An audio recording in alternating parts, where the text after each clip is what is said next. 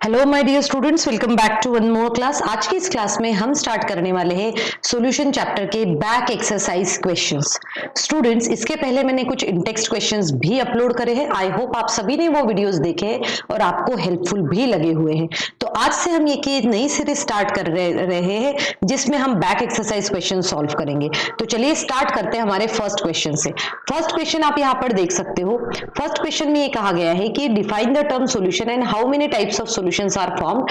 Write briefly about each type with an example. काफी easy सा question है, इसको बहुत एक्सप्लेन करने की जरूरत नहीं है, डायरेक्ट क्वेश्चन है। तो जो हमारा 2.1 है, 2.2 एंड 2.3 आप तीनों क्वेश्चन एनसीईआरटी में से डायरेक्टली लिख सकते हो। तो अभी जो हमें समझने वाला जो पोर्शन है, जिसके जो हमें न्यूमेरिकल बेस्ड क्वेश्चन आने वाला है, वो हमें हमेशा से थोड़ा सा प्रॉब्लमेटिक लगता है। तो अभी हम स्टार्ट करेंगे, जैसे कि मेरे थंबनेल में भी लिखा हुआ था, 2.4, 2.5 क्वेश्चन एंड 2.6 क्वेश्चन आज की इस क्लास में हम स्टार्ट कर रहे हैं। तो चलिए स्टार्ट करते हैं। तो 2.4 क्वेश्चन क्या है, वो कह रहा है कि concentrated nitric acid used in laboratory work is 68% nitric acid by mass in aqueous solution. What should be the molarity of such a sample of N acid if the density of solution is 1.504 ग्राम पर ml। ठीक है, तो अब अगर आप जब इसका solution देखने जाएंगे तो सॉल्यूशन में देखो पहले तो क्या दिया गया है और हमें कैलकुलेट क्या करना है वो देखो। क्वेश्चन में क्या पूछा गया है, what should be the molarity. मतलब हम कहेंगे कि भाई मोलारिटी जो है हमसे पूछी गई है और लास्ट में आने तक की मोलारिटी हमें पता होनी चाहिए। अब देखो क्या क्या दिया गया है। इन्होंने कहा है हमसे 68% HNO3। अब इसका मतलब क्या हुआ, 68% HNO3 का मतलब होता है कि भाई 68 gram of HNO3 present in 68 gram of HNO3 is present in 100 gram of solution। ठीक है, ये हमें समझ में आ गया। अब हम सॉल्व करना स्टार्ट करते हैं। मैं यहाँ थोड़ा साइड में लिख लेती हूँ। तो हम सबसे पहले तो मोल्स निकालेंगे।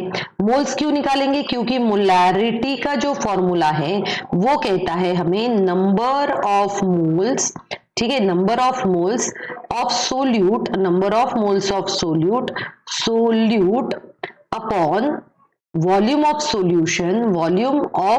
Solution in litres. ये कहता है वो इन लीटर्स।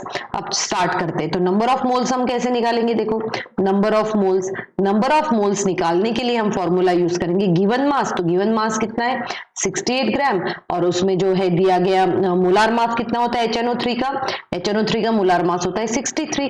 तो आप सॉल्व करोगे और जैसे आप देखते हो यहाँ 68 है, यहाँ 63 है, मतलब इसका आंसर अप्रोक्सीमेटली 1 के आसपास आएगा। बट हम इसको और थोड़ा सा सॉल्व करेंगे तो फिर 0 और उसके बाद में इतना आ रहा है इसका आंसर। ठीक है, अब हमें डेंसिटी दिया है। क्या दिया है क्वेश्चन में, देखो डेंसिटी है ना। डेंसिटी कितना दिया है 1.504 ग्राम पर ml दिया है।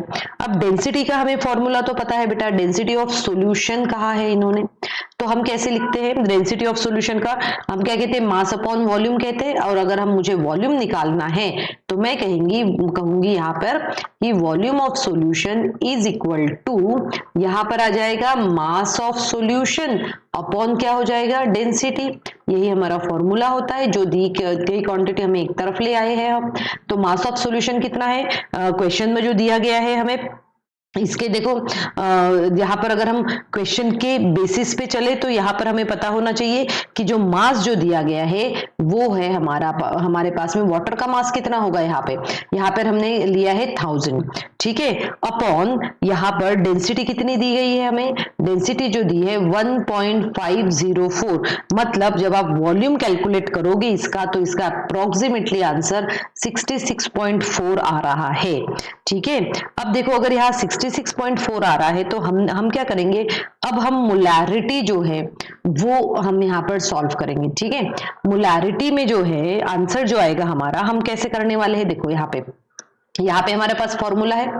तो नंबर ऑफ मोल्स कितने आए थे हमारे 1.08 आए थे। वॉल्यूम कितना आया था 66.4 आया था। ठीक है, तो अब ये कितना है ग्राम में आया है, इसलिए मैं इसको 1000 से मल्टीप्लाई कर लेती हूँ और फाइनली जो हमारा आंसर आएगा वो होगा 16.24। मोलार। और ये है हमारा फाइनल आंसर।